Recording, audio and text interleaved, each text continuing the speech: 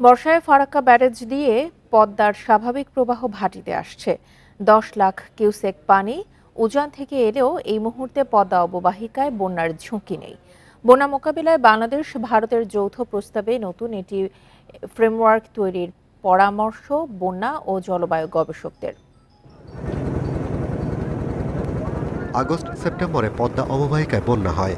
এরই মধ্যে ভারতের বিহার ও ঝাড়খণ্ডে অতি ভারী বৃষ্টি হওয়ায় ফারাক্কা ব্যারেজে পানির স্তর বাড়ছে। তবে ভাটিতে চাঁপাইনবাবগঞ্জ, রাজশাহী, কুষ্টিয়া, রাজবাড়ী, ফরিদপুরে পদ্মার পানি বিপদসীমার এখনও অনেক নিচে।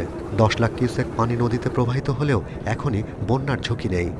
ব্রহ্মপুত্র হিউজ পানি ক্যারি করে বাংলাদেশে এবং আগামী 10-15 দিন এই পানি কমতেই থাকবে। কাজেই আরিচায় এমন লেভেল হবে না যেটাতে গঙ্গার এই অতিরিক্ত পানির চাপের কারণে আরিচা বা এর আপে চাঁপাইনবাবগঞ্জ পর্যন্ত অথবা পদ্মায় ভাগ্যকুল হয়ে চাঁদপুর পর্যন্ত বন্যা দেখা দিবে। বন্যা মোকাবেলায় বাংলাদেশ ভারতের নতুন ব্যবস্থাপনায় একটি যৌথ প্রস্তাব তৈরি করতে হবে। এতে যৌথ নদী কমিশনকে কার্যকর ভূমিকা রাখার পরামর্শ গবেষকদের। ট্রান্সবরের ওয়াটার শুধু ওয়াটার না, এটা সিকিউরিটির জায়গাটাও আছে। তো সুতরাং ইন্টারবেসিন সিকিউরিটি, আমাদের জনগণের সিকিউরিটি এবং জিও স্ট্র্যাটেজিক সিকিউরিটি আমরা যারা বুঝি কথা বলি, আমাদেরকে নিয়ে এই plan A B C D করে তারপরে আমার মনে হয় স্ট্র্যাটেজিক্যালি আমরা যদি ভারতের সাথে আগাই তাহলে আমরা একটা মর্যাদাকর নেগোসিয়েশন আমরা করতে পারবো।